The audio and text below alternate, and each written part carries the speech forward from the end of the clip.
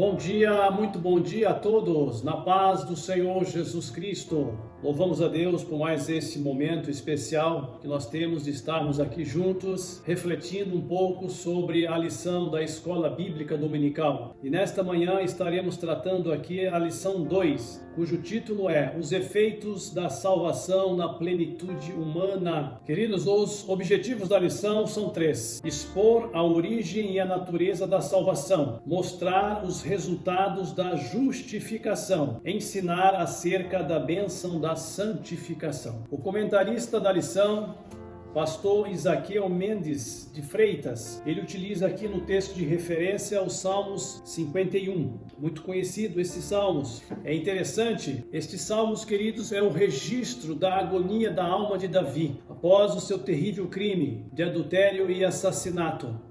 Davi cobiçou, adulterou e tentou esconder o seu pecado. Ele usou 4 planos para encobrir o seu pecado. Plano A, dar férias ao marido de Batseba. Plano B, dar um banquete ao marido de Batseba. Plano C, encomendar a morte do marido de Batseba. Plano D, casar-se com Batseba para esconder a gravidez. Tudo parecia perfeito. Todas as provas do pecado foram aparentemente destruídas. Só uma coisa eles não contavam, é que Deus estava vendo. Eu achei interessante a utilização desse texto porque mostra a natureza humana e sua fragilidade, mas também mostra aqui, ao final, o arrependimento, aonde ele utiliza um versículo que nós utilizamos muito, que diz lá no versículo 11: não me lances fora da tua presença e não retires de mim o teu espírito. Torna a dar-me a alegria da tua salvação. Torna a me dar a alegria da tua salvação. É especialmente esse o tema, doutrina da salvação, que nós vamos aqui, em rápidas palavras, estar aqui passando, expondo aos amados irmãos em Cristo Jesus. A introdução nos diz: nesta lição será enfatizado o tema salvação e os reflexos das ações salvíficas do Senhor em todas as áreas da vida humana, destacando-se 2 aspectos da salvação: justificação e santificação. Muito bem. Na verdade, queridos, nós estamos tratando aqui da soteriologia. É isso mesmo, nome difícil de falar, mas não é difícil de entender. Soteriologia é o estudo da salvação humana.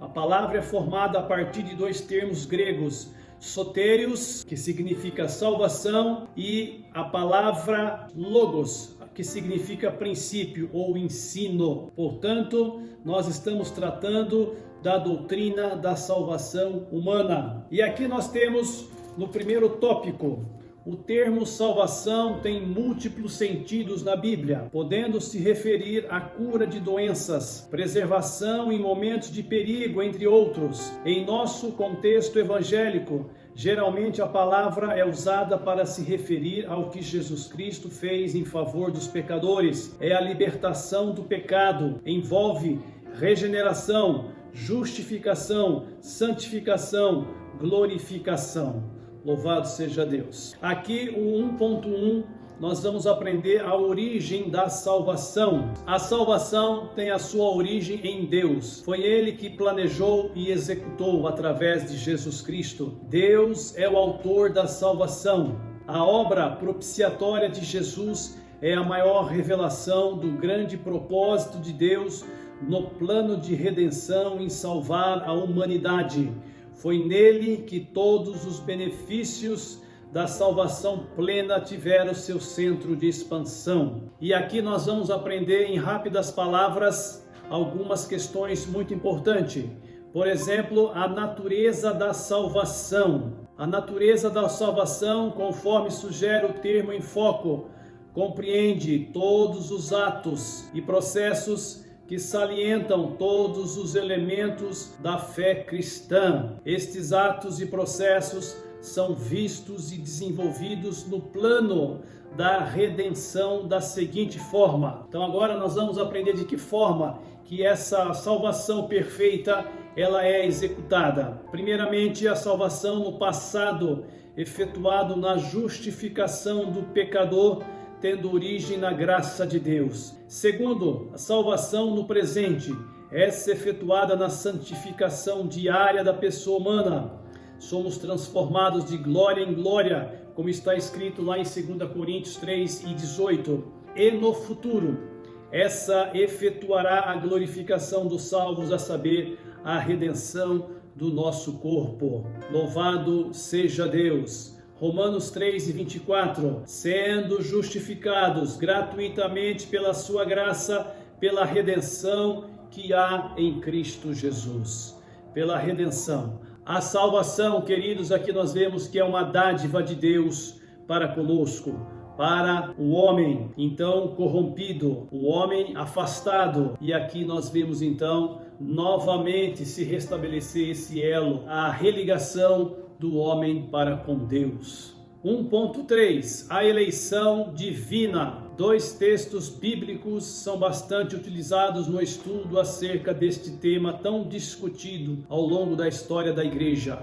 E a base, a referência seria então Efésios 1:4-6 e depois 1 Pedro, capítulo 1, versículo 2. Assim, vamos nos deter nos aspectos que auxiliarão no estudo do presente tópico. Primeiro item, a eleição se deu antes da criação do ser humano e antes do pecado. Segundo item, esta tão grande salvação não foi um plano de emergência, como se Deus tivesse sido surpreendido. Terceiro, a eleição segundo a presciência. Quarto, a eleição é em Cristo, não pelo mérito humano.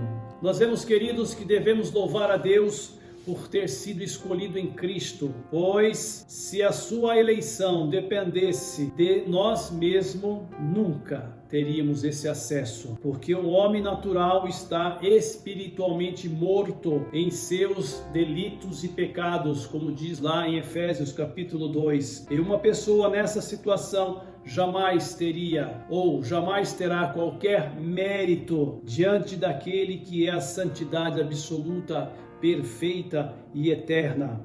Não há nenhuma dúvida de que o homem entregue a si mesmo, o pecador, jamais se decidiria por Cristo, pois o homem natural é livre apenas para, segundo o curso deste mundo, fazer a vontade de Satanás, que é o Senhor e Mestre de todos aqueles que estão espiritualmente mortos. Este é o ensino de Jesus Cristo. Então nós vemos e aprendemos que a doutrina da salvação é uma das doutrinas mais importantes da Bíblia.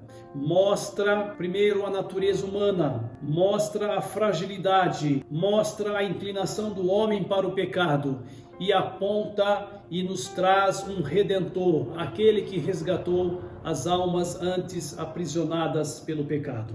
Queridos, vamos agora no ponto 2, resultados abençoadores da justificação. Segundo Strong, justificação, como descrito na Bíblia, é o ato divino de considerar como justo, declarar justa uma pessoa com base na obra de Cristo, absolvendo-os das consequências eternas do pecado. Quando eu estava estudando a lição, eu tive um enfoque maior na carta do apóstolo Paulo aos Romanos. E nós vemos ali, queridos, eu sei que a Bíblia toda, ela é rica e nós erramos, padecemos por não conhecer as Escrituras. Eu entendo que nós devemos muitas das vezes se preocupar com tantas coisas, são também naturalmente importantes, mas muitas das vezes esquecemos de meditar na palavra de Deus. E aqui, lendo a carta do apóstolo Paulo aos Romanos, nós aprendemos e extraímos ensinamentos preciosos. E esses ensinamentos, eles é para toda uma vida. Por exemplo, Agostinho, e lendo Romanos capítulo 5, ele extraiu seu ensino sobre o pecado original. Lutero compreendeu a justificação pela fé a partir de Romanos 3 e 4. Sobre Romanos 9 a 11, Calvino fundamentou o ensino da predestinação.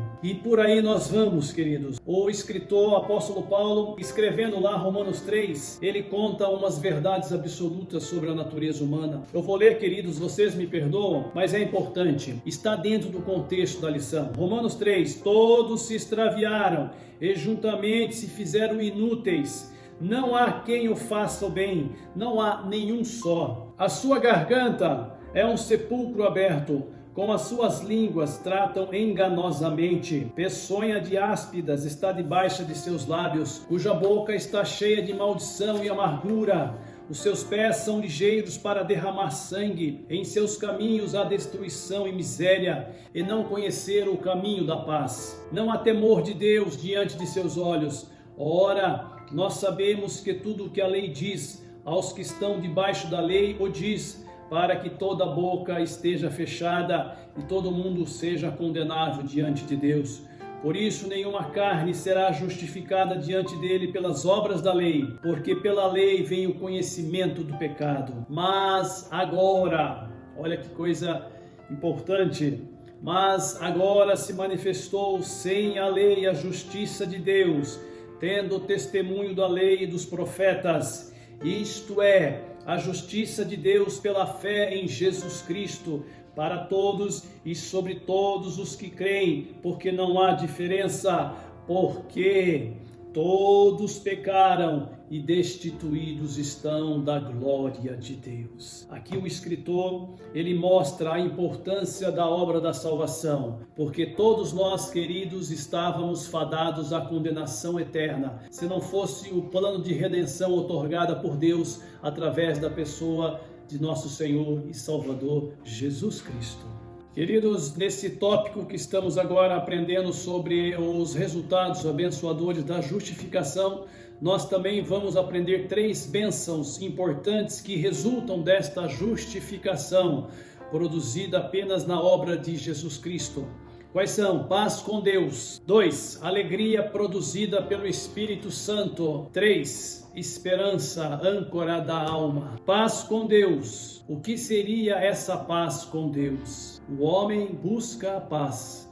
Mas que paz é essa? É a paz como resultado da reconciliação com Deus. É aquela paz que nós só encontramos em Jesus Cristo. É isto que nós pregamos. Muitas das vezes as pessoas não conseguem, não entendem, não têm acesso a essa paz que somente em Jesus Cristo nós alcançamos. É a consequência de ter recebido o favor divino. Não é a paz da natureza humana. Há um antigo provérbio romano que diz, em latim, si vis pacem, para bellum, o que quer dizer, se queres a paz, prepare-te para a guerra. Quem escreveu isso foi Públio Flávio no 4º século. Essa é a paz que o homem, a natureza humana procura.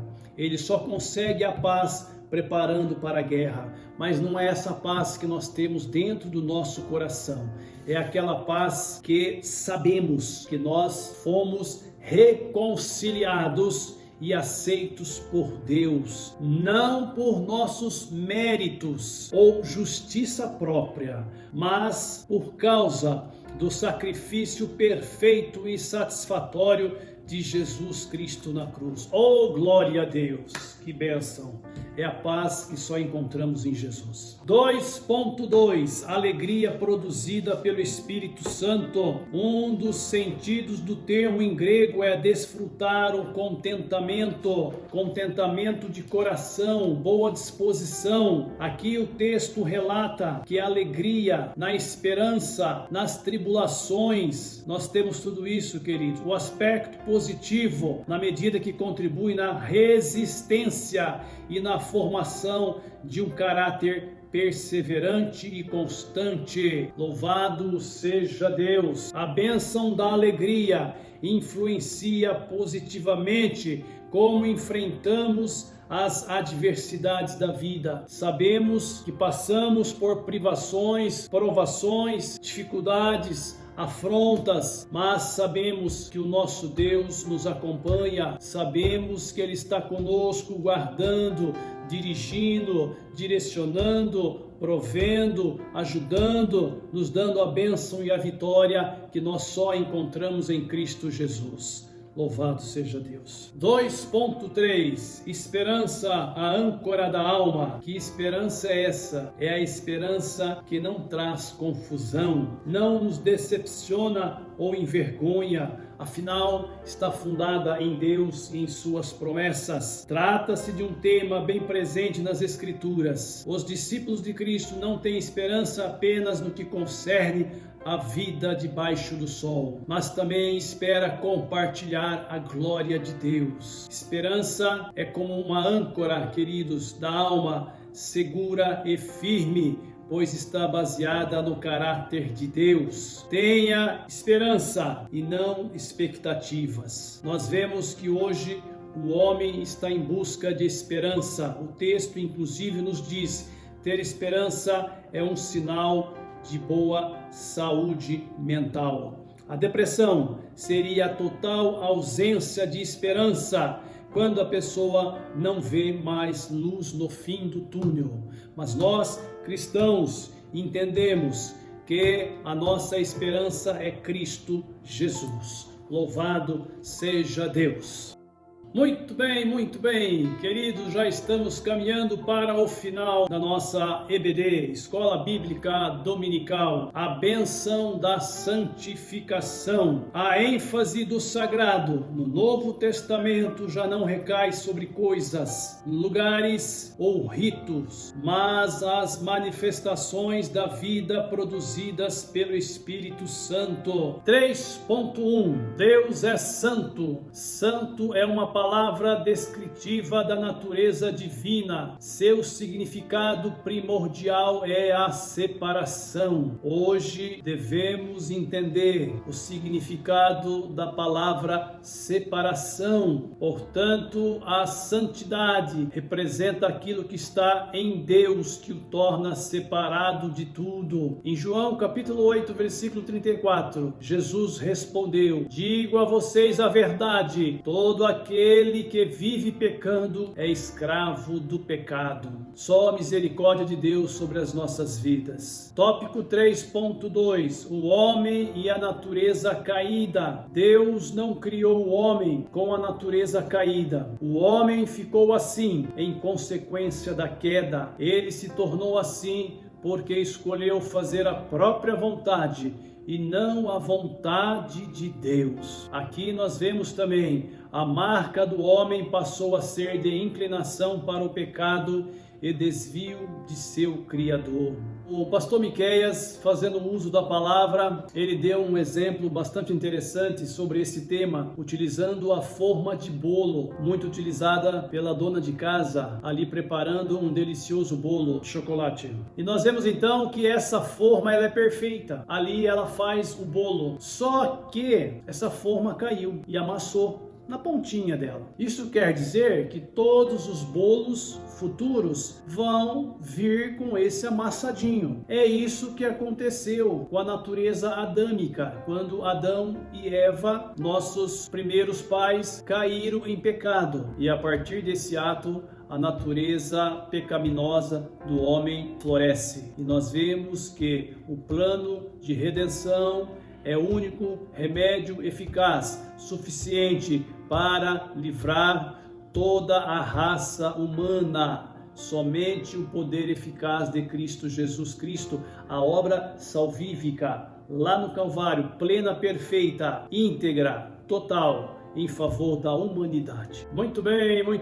3.3 A obra da santificação. Aqui o escritor nos ensina: é muito importante lembrar que, diante da realidade da santidade de Deus e pecaminosidade humana, só é possível retomar um relacionamento com Deus por causa da obra perfeita de Jesus Cristo. Portanto, todos os reconciliados agora devem viver em novidade de vida. E como está a nossa vida diante de Deus? Estamos vivendo em novidade de vida? Aqui inclui tudo: relacionamento com Deus, pensamentos, sentimentos, vontade, controle do corpo como templo do Espírito, relacionamento interpessoais, ou seja, é tudo, é uma plenitude e nós devemos buscar isso em nossas vidas. Conclusão: a tão grande salvação providenciada por Deus por intermédio de Jesus Cristo, não somente proporcionou reconciliação do ser humano com o seu Criador, mas também resulta em bênçãos de restauração em todas as áreas da vida humana, corpo, alma e espírito. E assim o Senhor é glorificado. Amém? Que Deus em Cristo Jesus continue abençoando a todos nós e até uma próxima oportunidade. Muito obrigado.